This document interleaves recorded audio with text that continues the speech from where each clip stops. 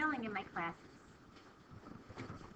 All right, does anybody have the calculator request form to hand back in? You have yours?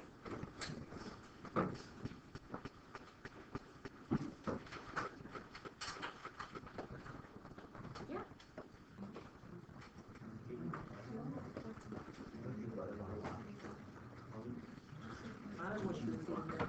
Yeah.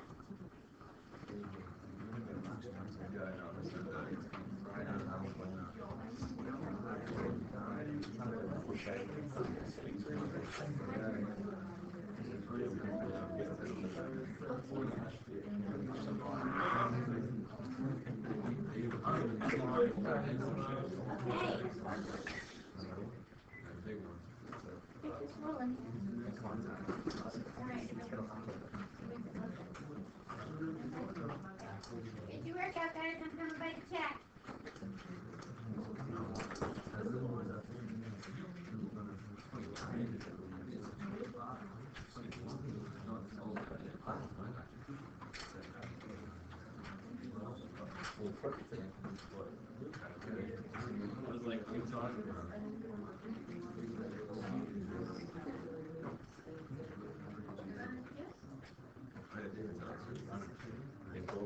All right, start checking your answers when they come up.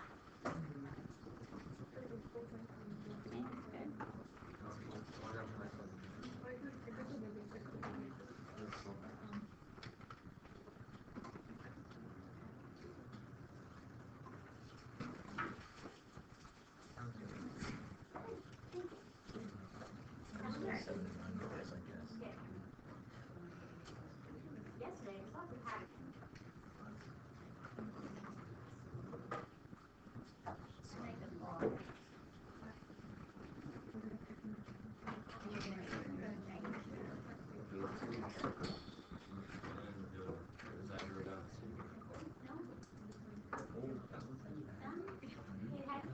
I'll give you half credit today, but normally, guys, if you don't do it, you don't get credit.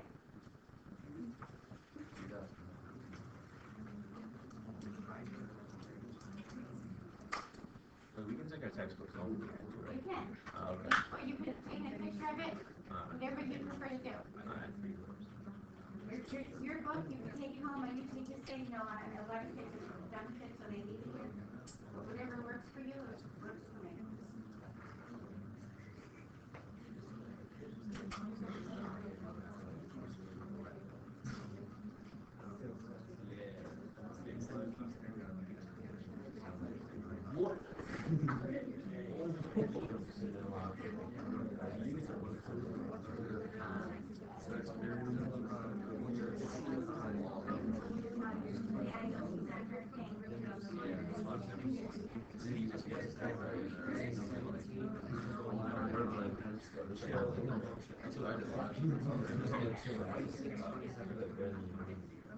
No, I'm just talking about like you just put it out loud. I put it last year. Let's see who I'm missing here. John's out. Sabrina. Larry. Okay. All right, guys. So let's get started. Oh, wait. All right. What's the difference between an observational study and an experiment? Anybody know the difference? Chris? Observational study, the experimenter or the researcher does not influence responses. Good. Very good. No influence, ladies. No influence, nothing given to the participants. Sarah, you ready? Nothing given to the participants. No influence. Good. Experiment. Remember, when you see an experiment, something is being done. Generally, they measure it with a control group. So sometimes you'll see it say 2 groups. What is the difference between a random sample and a simple random sample? Did anybody catch what the difference is? Other than just writing it from your book, Sarah? I understand that. Like in a random, like everyone can get a chance to be chosen and put throughout the population, but the sample they're looking at a specific group of people within the population. Okay? And one would think that it's backwards because simple would think, oh, just a simple person, but the random sample is every person in that population has an equal chance of being selected for that sample. And that was a good way to describe it. And the simple random is the samples have the equal chances of being selected as well. We can just call it random sample. I'm fine with that. We don't have to differentiate between those. True or false? A placebo is an actual treatment. The placebo is the false one. It's like the sugar pill or whatever it is they thought they were taking. It's really not what they're taking. But remember, there is a placebo effect. It's a psychological effect that says you think you're getting this, so it's going to make you feel better. But it's been proven over time the placebo effect does wear off in most people. Using a systematic sample guarantees that members of each group within a population will be sampled. Okay, this is false because systematic says just line up and count off. So if all my juniors lined up and then my seniors lined up and I mixed them all together, it could be that I never pick a senior. If I do 1, 2, 3, 4, 5, 1, 2, 3, 4, 5, whatever, it could be that I never pick one. If you want all members of each group, some members of each group, let me say, this is stratified. What would a cluster be? What's a cluster sample?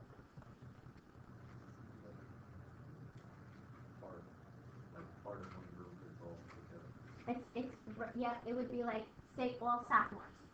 I would take a part of the whole group, but sample that whole part. Like zip codes. I would sample all of 12550, all of 12518, but I wouldn't sample anyone from 12553. But when I do a cluster, it has to be everyone from that. So in that case, not all your population is accounted for. The method for selecting a stratified sample is to order a population in some way and then select members at regular intervals. That's your systematic. Determine whether this is a observational or experiment.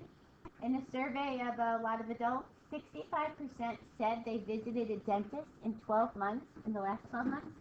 This is observational. Did we influence them in any way? Give them anything?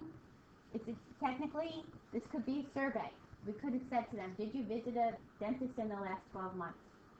I'm not influencing them. So this is a sample of U.S. adults. This is a statistic. And this is observational. Could be a survey too.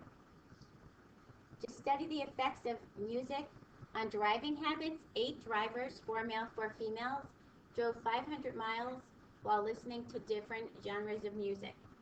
We would consider this experimental. 4 males, 4 females. They probably did this in, maybe they don't have a control group. Maybe they used one or the other as a control group. We want to see the effect of something. If you're studying the effect of something, that means you had to do something to them. So you're giving them different music to listen to.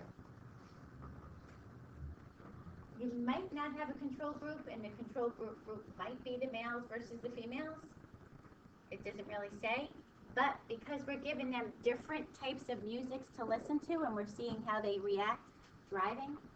In other words, if you're listening to heavy metal, it kind of makes your heart go a little faster. Your blood beat a little more. You might be inclined to drive a little faster.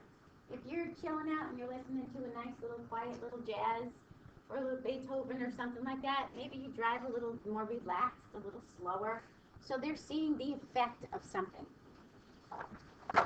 Not that you'd be listening to Beethoven, but little jazz, quiet jazz, soft rock versus hard rock. A pharmaceutical company wants to test the effectiveness of a new allergy drug. The company identifies 250 females in the age group of 30 to 35 who suffer from severe allergies. So they identified a group of females about the same age who all have severe allergies. The subjects are randomly assigned into groups. One group is given the drug, and the other, they think they're getting the drug. After 6 months, the subject's symptoms are studied and compared. Your experimental units that you had and your treatment, you have 250 females that you're taking for this assignment. You're splitting them into two groups. So 125 is in the experimental group, and 125 is in your control group. Okay. Identify a possible problem with this and suggest a way to improve it. Did you guys see a special problem with this? No? No? What did you think? I thought it was weird how they only use females when it might be different on a male. Mm-hmm. And it might be, but maybe they're just discovering the effect of on a female. So Kevin has a really good point. If this company wants to see the effect of a new allergy drug, maybe they need to check out the males as well. We could do it as a block. Do a block of females, a block of males, and separate the males and the females. I kind of agree with Kevin. The book says that there might be a little bias on the part of the researcher, the experimenter person, the one that's giving this information out. You have to be careful that you don't influence them at all. I wouldn't have not said this, but that's what the book says. I wouldn't have made it that. I would have gone more with Kevin. And the effectiveness of their drugs. Also, you're limited to 30 to 35 years old. What about young children? What about older people? I'm sure once they test this, they'll have to do a little repetition, test another age group, see what's going on. So there may be some bias there if they're looking at it that way. However you back up your answer, just make sure it's sound. There's a lot of different ways to answer this one especially. You can look at the age groups only. You can look at the females versus the males. 6 months. 6 months, even in 6 months, you're only subjected to maybe spring and fall, or winter and fall. You're not subjected to spring. That's another way to look at it. So however you looked at this, as long as you back your answer up, it's fine. I don't think 6 months gives you a year full of allergies. But whichever you give me, as long as you back it up. A footwear company developed a new type of shoe designed to help the delay of the onset of arthritis in the knee. 80 people with early signs of arthritis were volunteered for a study. One half of the volunteers wore the experimental shoes, and the other half wore regular shoes that looked exactly like the experimental shoes. The individuals wore them every day. At the conclusions, their symptoms were evaluated, and the MRI tests were performed on their knees to see if there was improvement of the arthritis or if it got worse. Identify the experimental unit. Now, these are 80 people in the early stages of arthritis. We hope that a doctor tells them that. And does it give an age group or a male and female group here? Nope. Okay. Identify a potential problem. Well, one potential problem, and I agree too, is your sample size may be too small. We don't know who your participants are, what their ages are, if they're male or female. We don't know what other kind of activity they do. Like, in other words, I might have slight arthritis in my knee, and James might have slight arthritis in his knee, but James is a heck of a lot more active than I am. So they really didn't say that these people were the same age, from the same population, from the same background.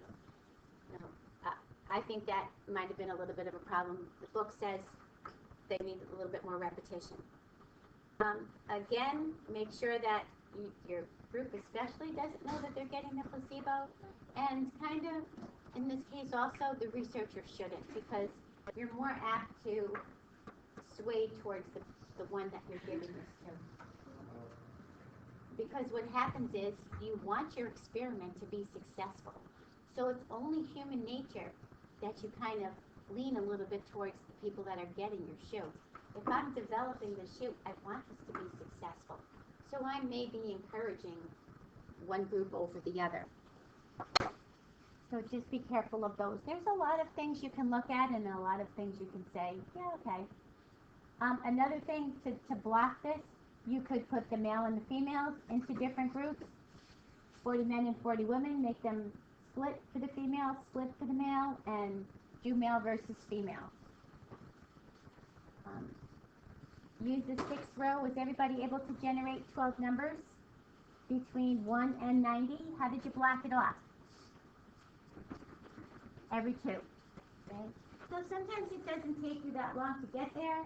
Sometimes it takes you a little longer. Use your technology. Again, here's the problem with your technology. You find it under math, go to probability. It's a great random integer generator, but the problem is all your calculators generate the same group of numbers.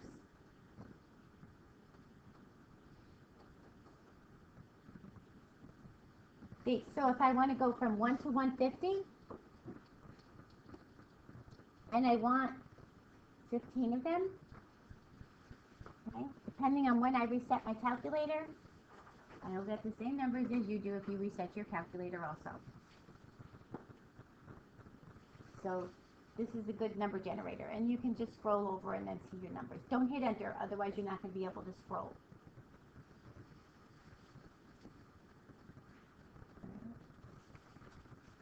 A researcher wants to study the effect of sleep deprivation on motor skills. 18 people volunteered for this experiment, and they give 18 people. Now, if you use your random number generator and you're looking for 18, go off every 2 digits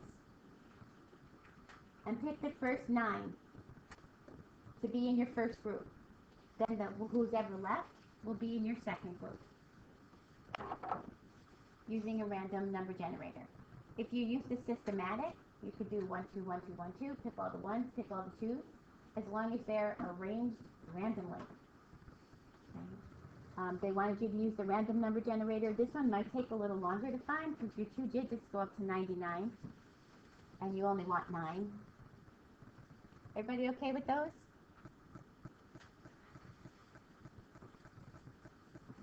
These are good to do too. Sampling techniques and any bias. The bias you're going to have comes from your convenience. Using a random digit dialing, researchers call 1,400 people and ask what obstacles keep them from exercising. This is a simple random sampling. They're using different, you could say just plain old random if you're just doing this once. Now the problem is, how many of you have phones in your house? Landlines. Okay. Not a lot anymore, right? So am I reaching a lot of the people that have landlines? That don't have landlines? I don't reach anybody that doesn't have a landline. So that's a problem. There's a little bit of bias there. There's also, I know my Time Warner Cable puts the number on top of my screen. If I don't recognize the number, I don't answer it. So that's another problem. They're not reaching everybody that they could. It's very, very hard to do your gathering your data. Like, how do I do this efficiently? It used to be everybody had a phone. So random digit phone dialing worked out really, really well. And people didn't know who was calling, so they always answered their phone. Unless you were my kids. They never answered the phone. Questioning students as they leave a university library, researchers asked 358 students about their drinking habits. This is a little bit convenient because, well, if you're leaving your college library, it means you went in there to study. Maybe you're just not that party animal, and instead of going out drinking, you actually hung out at the library. So you kind of got to be careful. The drinking habits of people going to the library would be different than people hanging out at the college dorm.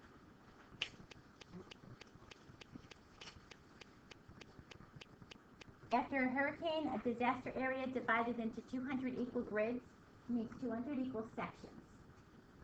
30 of the grids are selected, and every occupied household in that grid, they selected 30, so some of the grids were sampled, and everyone in that section got surveyed. This is a cluster. Again, think about stars. That's what I liken it to. If you look at a cluster of stars, there's other stars out there, but that one's grouped together. So this group, that group, they come in a group. You got to get the whole group. Chosen at random, 580 customers at a dealership are contacted and asked their opinions about the service they received. This is also at random. Everything is always says at random. 580 customers, they probably called them, just took them at random and checked off their people and went through some kind of random generator. So simple random sampling. Every 10th person entering a mall is asked to name his or her favorite store. Systematic. As long as you have some kind of system to it, every 10th, every 3rd, systematic. Soybeans are planted on a 48 acre field. The field is divided into 1 acre subplots, and a sample is taken from each subplot. Every subplot is represented. That gives you stratified, and only some from each one are sampled. That's your stratified.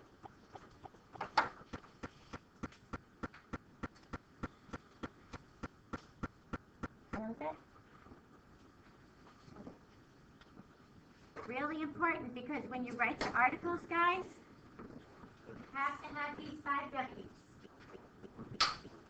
Okay, a little different than English 5 W's.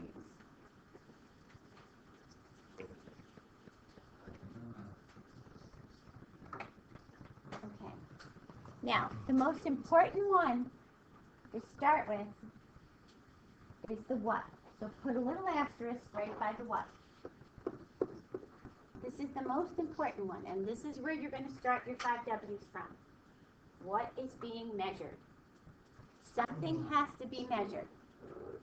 And I have to be able to see what unit, what level of data measurement am I using. Somehow I'm going to have to measure this. From the what, you can get to the who. Then go to this one. Who was measured? What was the purpose of this study? Who's the participants? What am I measuring? So if I'm measuring the GPA of all students in the United States, all seniors in the United States, so what I'm measuring is your GPA.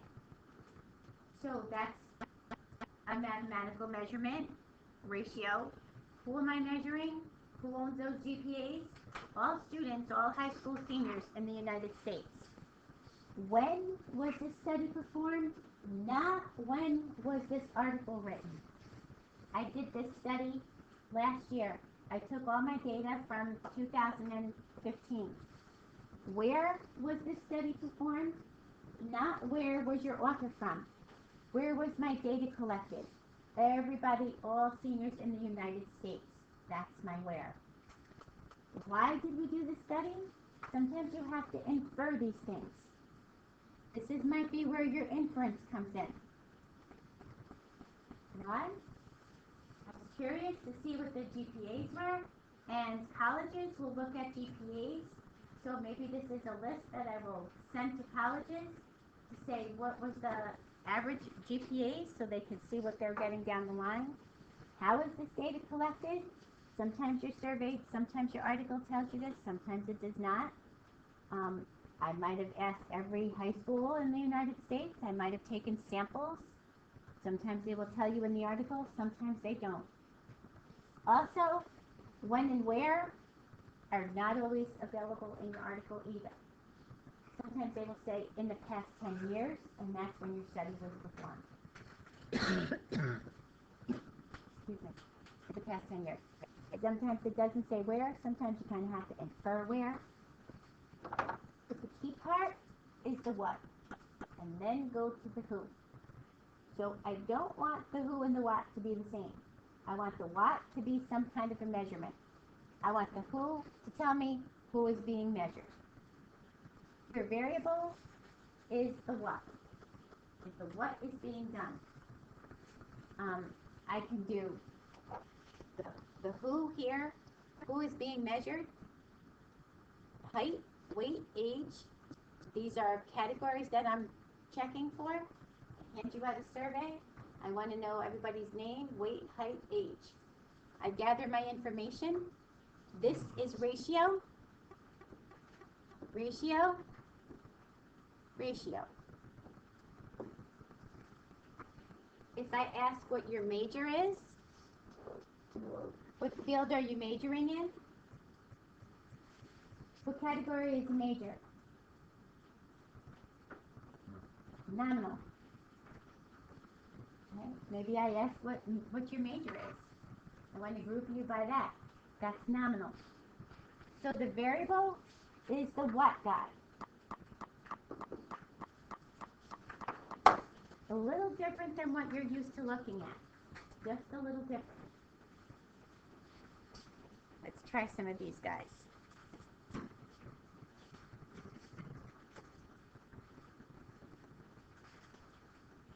Just to get you used to doing this, there's a couple of like little excerpts of like somewhat of a little article. So we can just pull out the whats, the who's, the whys.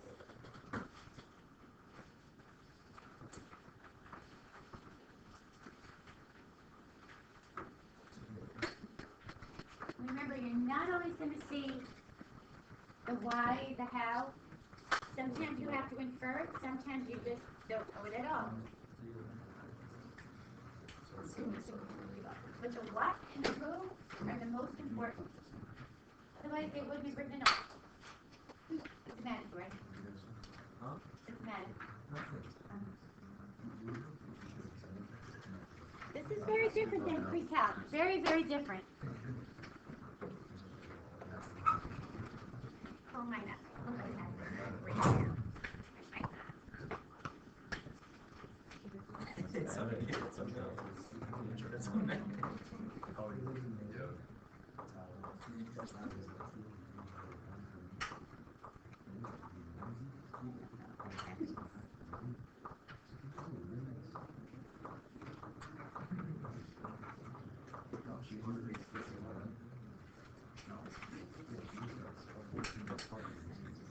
All right, read number 5. Read number 5 and see if you can figure it out.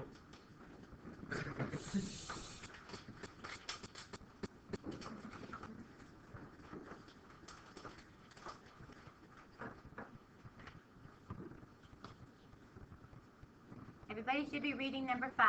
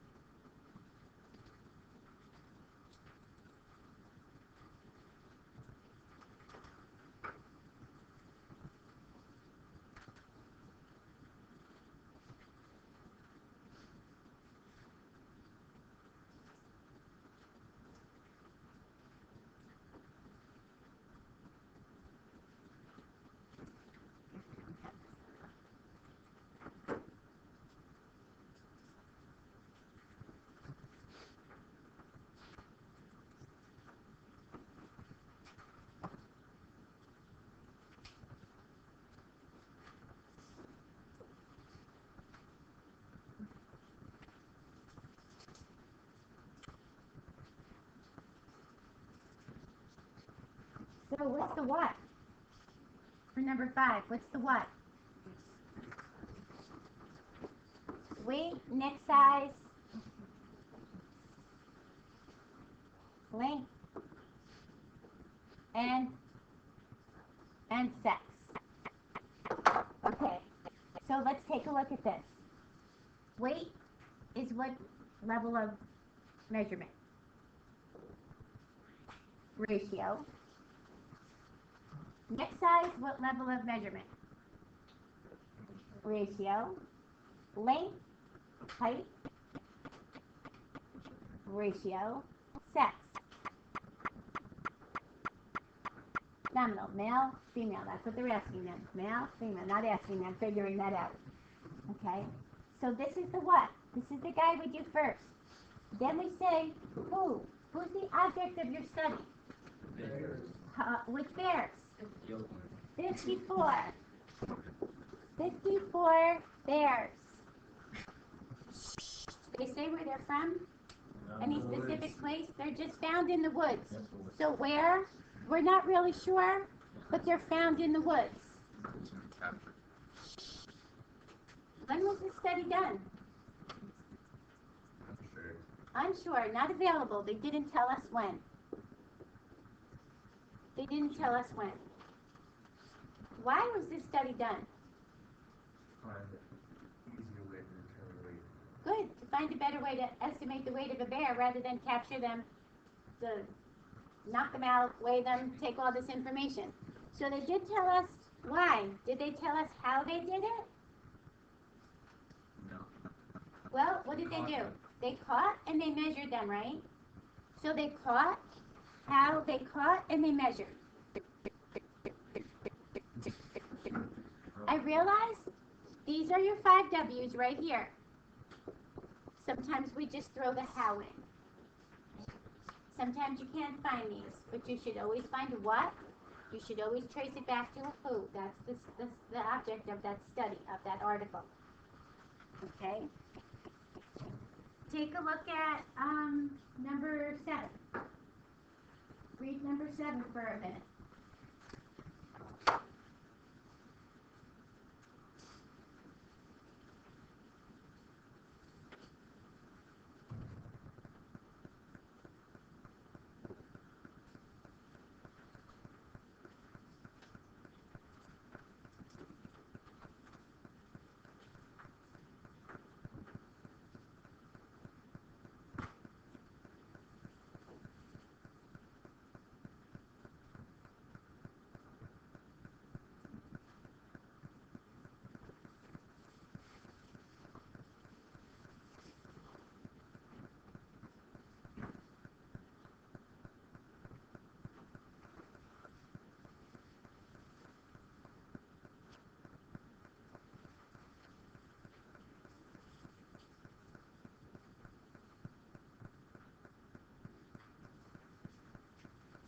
So what's the what? What's being measured?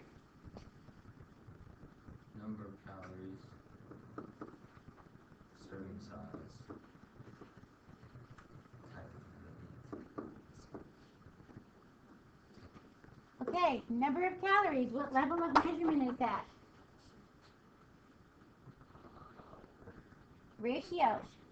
I'm counting the number of calories. Can one be twice as many calories as the other? No, or 1.2 times or 0.7 times? A serving size. What level of measurement is that? I have 5 ounces versus 10 ounces. Ratio. Type of meat. Nominal. Okay. That's what's being measured. What's the object of the study? Who is being measured? Sandwiches where?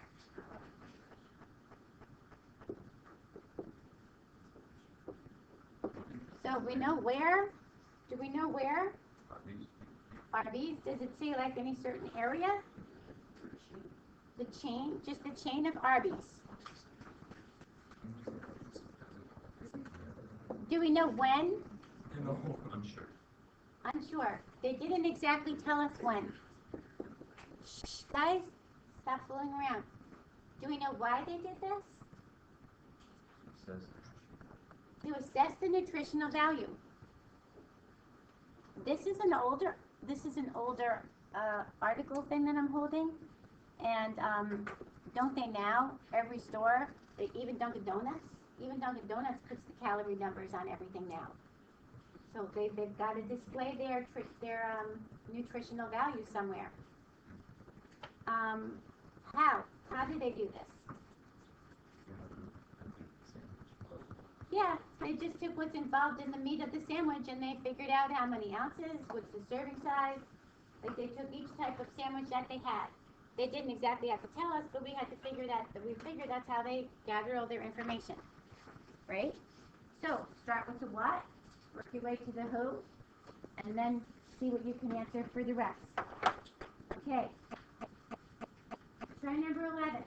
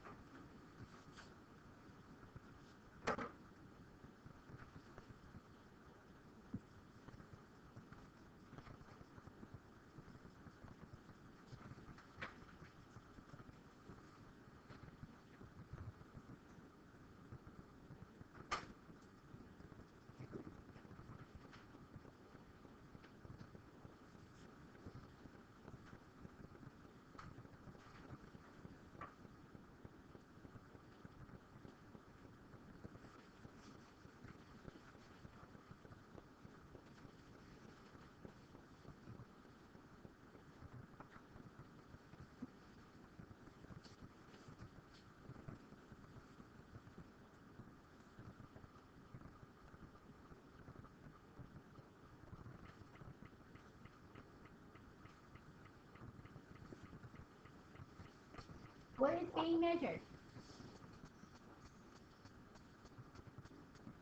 Do my what? What's being measured?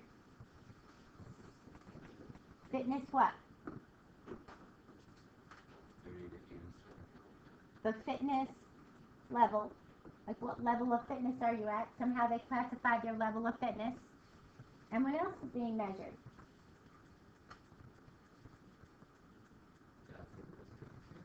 The risk of cancer, the death caused by cancer.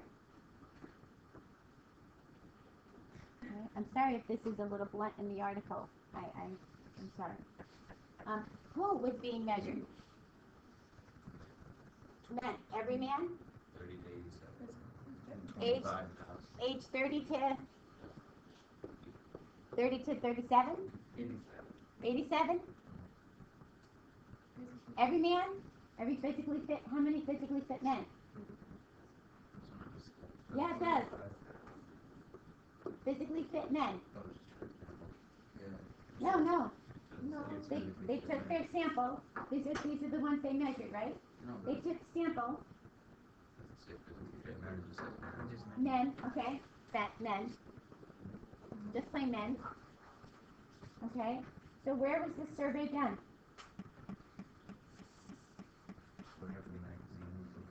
Wherever the magazine. So what kind of magazine is this? Medicine and Science and Sports and Exercise. Is that just a magazine for the United States? Sometimes we just have to assume it is, but we could say we don't know where. You don't have to know where. When was this study performed? Does it tell us when? How do it start in 1992? Okay, so the article was written in May, and it's a result of a study that went for 10 years. So we'll say 10 years prior to May 2002, right? It had to be some 10 years prior to that. It can't be that year because that's when the article was written. Sometimes you see these answers, sometimes you don't. Why did they do this? Find the cancer that prevents from being fit. Okay, so to find out do you have a less risk of cancer if you're more physically fit, and they traced these men over. How did they do this? They had to track them for 10 years. Over 10 years, they tracked these men. What level of measurement is fitness level? Well, we're not exactly sure because they didn't really tell us if they rated it 1 to 10, how they did their rating. Some kind of quantitative way, but they didn't exactly tell us. And the cancer would be a nominal. Okay. All right, tomorrow we're going to work a little bit more with this.